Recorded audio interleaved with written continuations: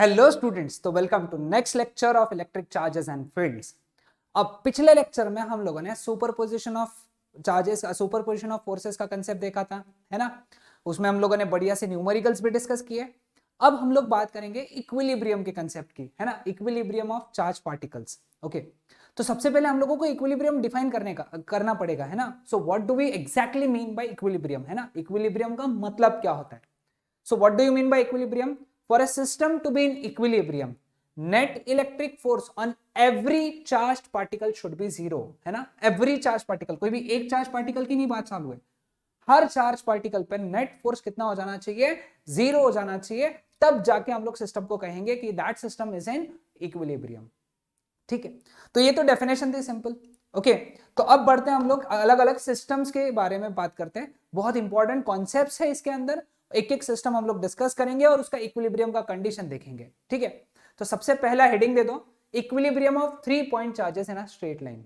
Okay, कि 3 point charges की system equilibrium में कब रहेगी, मतलब कैसे रहेगी और उसके कंडीशंस क्या है। ठीक है, अब हम लोग देखेंगे 3 पॉइंट चार्जेस है ना। लेट अस से Q1, Q2 और Q। Q1 से Q2 के बीच में दूरी है R, लेट अस से R।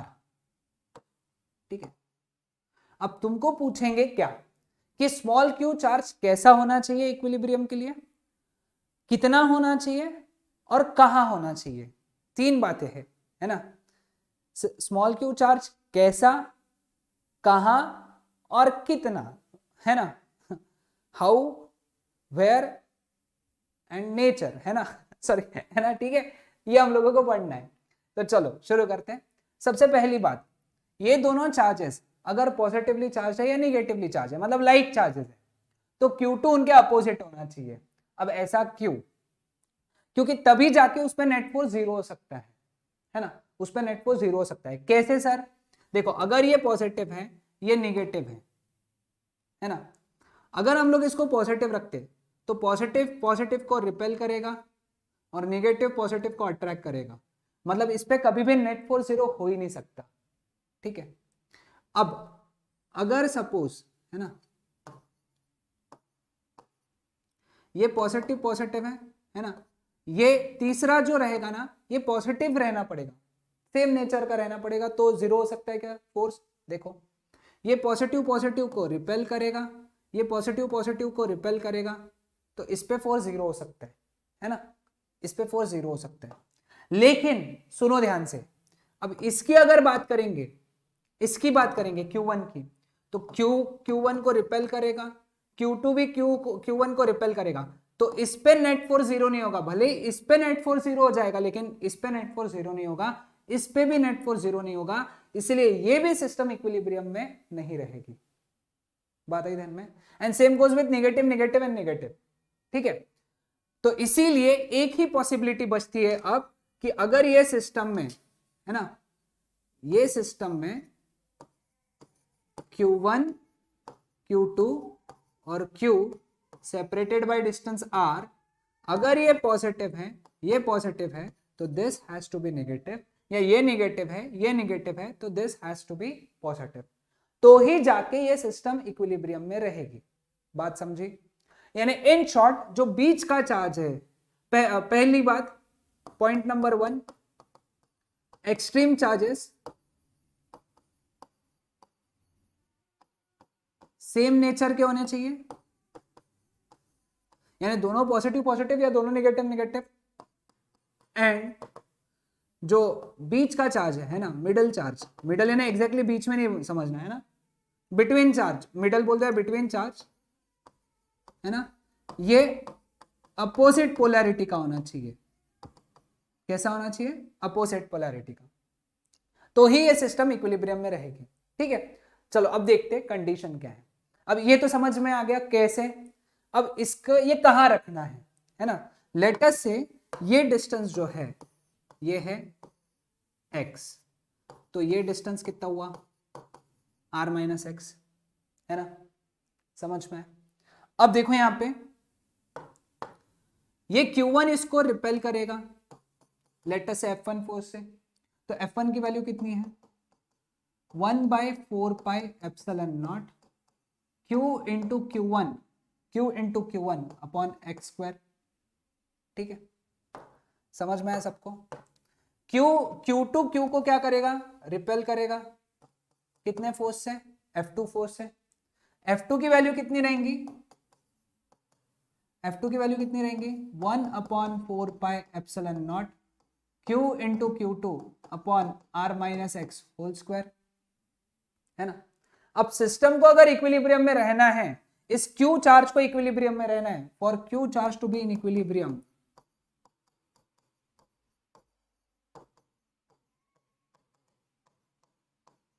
है ना, for Q charge to be in equilibrium, उस पे जो लगने वाले फोर्सेस है वो तो अपोजिट है, उनका मैग्नीट्यूड सेम होना चाहिए, है ना। मतलब F1 should be equal to F2। ठीक है, F1 की वैल्यू कितनी? 1/4πε0 Q into Q1 upon X square should be equal to 1/4πε0 Q into Q2 upon R minus x whole square. Cancel, Q भी कैंसल हो गया, है ना। तो हम लोग अब एक्स स्क्वायर को इधर और Q2 को इधर लेकर आ जाएंगे, तो Q1 upon Q2 will be equal to x upon R minus x whole square. दोनों साइड का रूट ले लिए तो हमको क्या मिलेगा? x upon R minus x is equal to √Q1 upon √Q2, sorry x चाहिए था, दोनों को उल्टा कर देंगे तो R minus x upon x will be equal to √Q1 upon √Q2, sorry, √Q2 upon √Q1। Denominator separate कर दिया, R upon x minus 1 is √Q2 upon √Q1, minus 1 उधर चला गया तो R upon x is equal to √Q2 upon √Q1 plus 1। This can be written as √Q2 plus √Q1 upon √Q1। अब अगर यहां से x की वैल्यू निकाले तो मैं x की वैल्यू यहां लिख देता हूं, x will be equal to √Q1 upon √Q1 plus √Q2 into R। मुझे एक बात बताओ, ये फॉर्मूला तुमको याद करने का टेक्निक बताता हूं, तुमको फॉर्मेट तो ध्यान में आएगा। रूट चार्जेस के रूट है, ऊपर एक चार्ज है, नीचे दोनों चार्जेस के एडिशन है, रूट के एडिशन है, और यहाँ पे टोटल डिस्टेंस है उनके बीच का, है ना। अब देखो टेक्निक बताता हूं, x अपन ने किधर से गिना था? Q1 से, इसलिए ऊपर √Q1 आ गया। अब यही x अगर तुम कहां से गिनते थे? Q2 से, तो ऊपर √Q1 के बजाय √Q2 आता था। समझ में आए? तो ये फॉर्मूला लिख के रख लो। तो अभी हम लोगों ने देखा कि तीसरा चार्ज कहां रखना है, हम लोगों को इतने दूरी पे रखना है। अब ये जो तीसरा चार्ज है इसकी वैल्यू कितनी रखना है, अब हम लोग ये देखेंगे। वैल्यू Q की वैल्यू कितनी होनी चाहिए, तो उसके लिए मैं यहां हटा देता हूं, है ना। Q की वैल्यू निकालना है, ठीक है ना। चलो अब तीसरे चार्ज की वैल्यू निकालते है ना। अब Q1 is also in equilibrium, है ना। Q1 भी इक्विलिब्रियम पे। अब देख Q1 पे लगने वाले फोर्सेस देखते हैं। Q1 पे क्या जो स्मॉल q है ना, स्मॉल q, ये कितना फोर्स लगाएगा? कितना फोर्स लगाएगा? कितना लगाएगा? 1/4πε0 Q1 upon X square, plus ये कितना फोर्स लगाएगा? Q2 कितना लगाएगा, है ना। ये उसको अट्रैक्ट करेगा ना, ये उसको अट्रैक्ट करेगा, है ना। लेटर से अभी पता नहीं, उसका मैग्नीट्यूड पता नहीं है ना, तो लेटर से दोनों एक ही लाइन में लग रहे हैं। Q2 कितना लगाएगा? 1/4πε0 Q1 Q2 upon R square. लेकिन क्योंकि टोटल फोर्स क्या होना चाहिए? 0, तो इक्वल टू 0 किया, ठीक है। ये उधर चला गया तो 1/4πε0 Q1 अपॉन एक्स स्क्वायर, है ना, ये Q है, that is equal to -1/4πε0 Q1 Q2 upon R square. ये कैंसिल हो गया, Q1 चला गया, तो Q की वैल्यू कितनी हो गई? -Q2 upon R square into x square, है ना। अब एक्स स्क्वायर की वैल्यू डालना है हम लोगों को यहाँ पे, एक्स स्क्वायर की वैल्यू, तो क्या आ जाएंगे एक्स स्क्वायर की वैल्यू, देखो तो यहाँ पे minus Q two upon R square into x square कितना आ जाएगा, root Q one upon root Q one plus root Q two into R का स्क्वायर, है ना, स्क्वायर आ जाएगा, ठीक है। अब इसका स्क्वायर ले लेंगे तो कितना, अगर स्क्वायर लिया तो क्या आ गया minus Q two, root Q one का स्क्वायर कितना हो गया क्यू वन इंटू ऊपर बचा आर स्क्वायर अपॉन नीचे बचा आर स्क्वायर, रूट में क्या बचा root Q one plus root Q two whole square, R square cancel. So finally हमको क्यू की वैल्यू मिली, Q will be equal to minus Q one Q two upon root Q one plus root Q two whole square. देखा, यहां minus आ गया, यहां minus आ गया, तो ये माइनस इंडिकेट करता है कि middle charge has opposite polarities as that of the corner charges, ठीक है। आई वुड सजेस्ट कि ये कंसेप्ट लिख के ये दो फॉर्मूलेस लिख लो, है ना। ऐसा कोई सिस्टम दिखे जहां पे तीन चार्जेस हैं तो तुमको क्या क्या पूछ सकते हैं, एक तो पूछ सकते हैं कि ये चार्ज कहां रखना है, दूसरा पूछ सकते हैं कि चार्ज की वैल्यू कितनी होनी चाहिए, ठीक है। समझ में आया कंसेप्ट, ओके। चलो next, equilibrium of symmetrical geometrical point charge system. अब इसके अंदर मैं पूरा डिराइव नहीं करूंगा, लेकिन आपको ऐसे कुछ सिस्टम्स बता दूंगा जो आपने नोट डाउन करना, और उसमें सिमेट्री के लिए वो चार्ज की वैल्यू कितनी होनी चाहिए वो वैल्यू बता दूंगा, ठीक है। सबसे पहला सिमेट्रिकल सिस्टम है एक ट्राइंगल का, इक्विलैटरल ट्राइंगल का, जिसके तीन कॉर्नर्स पे क्यू क्यू क्यू चार्ज रखे, ठीक है। अब चौथा चार्ज, इस केस में चौथा चार्ज कितना और किधर रखना है। सबसे पहली बात, क्योंकि सिस्टम सिमेट्रिकल है तो चौथा चार्ज उसके सेंट्रॉइड पे रखना है। कहां रखना है, सेंट्रॉइड पे, ये पॉइंट होना चाहिए सेंट्रॉइड, तो ये नोट डाउन कर लो, ठीक है। और ये क्यू की जो वैल्यू होनी चाहिए, है ना, आई वुड सजेस्ट लिख के रख लो, ये कैपिटल क्यू की जो वैल्यू होनी चाहिए that should be equal to minus Q upon root three. बात आई ध्यान में, क्यू को रखना है सेंट्रॉइड पे और उसकी इतनी वैल्यू होना चाहिए। नीट में या जेईई में इस पे डायरेक्ट क्वेश्चन बनेगा, सिस्टम ऐसा दिया रहेगा और सॉल्व करके डायरेक्ट आंसर यही आता है। तुम चाहो तो सॉल्व कर सकते हो, पहले इस पे नेट फोर्स जीरो करना है, तो इस पे लगने वाले नेट फोर्स निकालो, उसके कंपोनेंट्स निकालो, सॉल्व करो और ये आंसर आ जाएगा, ठीक है। डिस्टेंसेस पता है, सेंट्रॉइड की डिस्टेंस कितनी होती है कॉर्नर से, पता है ना सबको, सॉल्व कर सकते हो तुम, ठीक है। दूसरा सिस्टम भी मेरे हिसाब से तुम याद कर लो, है ना। दूसरा सिस्टम है एक स्क्वायर का, है ना, जिसका साइड ए है ना, इसके चार कॉर्नर्स पे क्यू चार्जेस रखे हैं, है ना। तुमको पूछा है कि चौथा चार्ज कहां रखना है और कितना रखना है, तो तुमने याद रखना डायगोनल्स का इंटरसेक्शन का जो पॉइंट है, मतलब स्क्वायर का सेंटर, वहां पे ये चार्ज रखना है ना, स्क्वायर का सेंटर, वहां पे ये चार्ज रखना है ना। और ये चार्ज की वैल्यू कितनी रखना है ना, ये चार्ज की वैल्यू रखना है Q is equal to minus Q bracket में 2√2 + 1 अपॉन 4।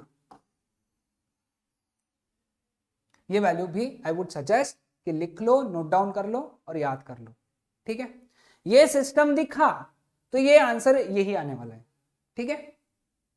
चलो बढ़ते आखिरी कंसेप्ट के तरफ, equilibrium of suspended point charge system, है ना, सस्पेंडेड पॉइंट चार्ज सिस्टम। अब इसका मतलब क्या, चलो पहले सिस्टम ही ड्रॉ करके बता देता हूं, है ना। एक सपोर्ट है जिसपे दो चार्जेस ऐसे क्या करके रखे हमने, टांगे, और उनके ऊपर मतलब दो पार्टिकल्स है, ये बॉब है ना, बॉब, इसके ऊपर चार्ज दे दिया क्यू, ठीक है। ये लेंथ है एल, ठीक है। लेट अस से ये एंगल थीटा है, ये एंगल थीटा है, ये दूरी x है, ये दूरी x है। अब ये सिस्टम इक्विलिब्रियम में है ऐसा बताना है हमको, है ना। अब ये सिस्टम कौन से कंडीशन में इक्विलिब्रियम में रहेंगी ये हमको निकालना है, ठीक है। अब सबसे पहले इस पे लगने वाले फोर्सेस देखो, ये स्ट्रिंग में टेंशन डेवलप होगा T, है ना। दूसरा फोर्स जो लगेगा इस पे लगेगा इलेक्ट्रोस्टैटिक फोर्स रिपल्शन का Fe, और तीसरा फोर्स लगेगा इस पे इसका वजन mg नीचे, ठीक है। अब अगर हम लोग ये T के कंपोनेंट्स निकाले, है ना, तो ये कंपोनेंट एक रहेगा, ये कंपोनेंट एक रहेगा, ये एंगल थीटा है तो ये एंगल थीटा रहेगा, तो ये कंपोनेंट रहेगा T cos थीटा और ये कंपोनेंट रहेगा T sin थीटा इस चार्ज पे, ठीक है। अब सिस्टम अगर इक्विलिब्रियम में है तो सारे ऊपर के फोर्स इज इक्वल टू सारे नीचे के फोर्स, सारे राइट के फोर्स इज इक्वल टू सारे लेफ्ट के फोर्स। तो हमारा सबसे पहला कंडीशन क्या बनता है बेटा, यहां पे सबसे पहला कंडीशन बनता है कि T cos थीटा, है ना, ये जो T cos थीटा है ये mg को बैलेंस करना चाहिए, और T sin थीटा ये Fe के बराबर होना चाहिए, इलेक्ट्रोस्टैटिक फोर्स। दोनों को डिवाइड किया, है ना, तो T कट जाएगा, sin theta upon cos theta बन जाएगा tan थीटा, और ये बन जाएगा Fe बाय mg, है ना। अब Fe की value 1/4 pi epsilon not, Fe की वैल्यू कितनी है 1/4 pi epsilon not Q1 into Q2, यानी Q into capital Q that is Q square by ये दूरी x इंटू एक्स यानी 2x का स्क्वायर, ठीक है, 2x का स्क्वायर। एक काम करते हैं, ये 2x नहीं, यहाँ पे एक ही x बोल देते हैं, सपोज ये दूरी है x, है ना, तो यहाँ पे 2x नहीं आएगा, यहाँ पे आ जाएगा Q square by x square. अब ये 1/4 पाई एप्सिलॉन नॉट की जगह कैपिटल K लिख देता हूं मैं, ये मैंने कूलम्स लॉ में बताया था। ये वैल्यू अगर उठा के यहाँ रखें हम लोग तो tan थीटा की वैल्यू कितनी होगी, tan थीटा की वैल्यू कितनी होगी K Q square upon mg X square. अब उसमें भी स्पेशल केस है, if theta is very very small, है ना, if theta is very very small तो tan theta is nearly equal to theta, तो therefore theta is equal to कितना आ जाएगा K Q square by M G X square. लिखा सबने, है ना। आई वुड सजेस्ट लिखते चलो, नहीं तो बोर हो जाओगे और सो जाओगे, और नहीं तो चेंज कर दोगे कुछ, है ना, लिखते चलो साथ ही साथ। ओके नाउ, अब अगर थीटा बहुत छोटा है तो ये सिस्टम कुछ ऐसा नहीं हो गया, ये L हो गया, ये L हो गया, ये आधा हो गया, मैं इतना ड्रॉ कर रहा हूं, है ना, मैं इतना ट्रायंगल ड्रॉ कर रहा हूं, ये x/2 हो गया और ये थीटा हो गया। Angle is equal to arc length upon radius, radius कितना है L, आर्क लेंथ कितना है x/2, तो this can be written as x/2L। Theta की जगह मैं क्या लिख सकता हूं x/2L, ठीक है, एक्स स्क्वायर इधर गया 2L इधर आया, तो एक्स क्यूब का फॉर्मूला बना k 2k Q square L upon mg, तो x का वैल्यू बन गया इसका cube root 2k Q square L upon mg to the power 1/3। तो ये हो गई कंडीशन, ये याद रखना, ठीक है, समझ में है, सिंपल है सबको। हाँ, अब इसका एक और स्पेशल केस हम लोग ड्रॉ करते हैं, स्पेशल केस लिख दो, लास्ट पार्ट है ये स्पेशल केस, है ना। If system is in freely falling lift या फिर सैटेलाइट, क्योंकि satellite is also freely falling object. अगर ये सिस्टम सैटेलाइट में है या फ्रीली फॉलिंग लिफ्ट में है तो उस केस में mg हट जाएगा, g 0 हो जाता है, तो ये सिस्टम ऐसा हो जाएगा, ये पॉइंट ऑफ सस्पेंशन था, ये L और ये हो गया Q, ये हो गया Q, है ना, समझ में आई ये चीज आया क्या ध्यान में, है ना। तो उस केस में ये रहेगा टेंशन, सॉरी, और ये रहेगा इलेक्ट्रोस्टैटिक फोर्स, ठीक है। सो हमारा सिस्टम क्या हो जाएगा इक्विलिब्रियम के लिए कि T की वैल्यू Fe के बराबर होना चाहिए, टी की वैल्यू रहेगी फिर के क्यू स्क्वायर बाय डिस्टेंस देखो आप कितना एल प्लस एल मतलब 2l का स्क्वायर, तो टी का वैल्यू बन गया K Q square upon 4l square. So ये हो गया तुम्हारा इक्वेशन फॉर टेंशन कि कितना टेंशन रहेगा इस सिस्टम में इक्विलिब्रियम में के Q square bye 4l square, है ना। तो समझ में आए। So these were the concepts of equilibrium. तो अब नेक्स्ट लेक्चर में हम लोग मिलेंगे और बात करेंगे इलेक्ट्रिक फील्ड के कॉन्सेप्ट की। Till then bye everyone.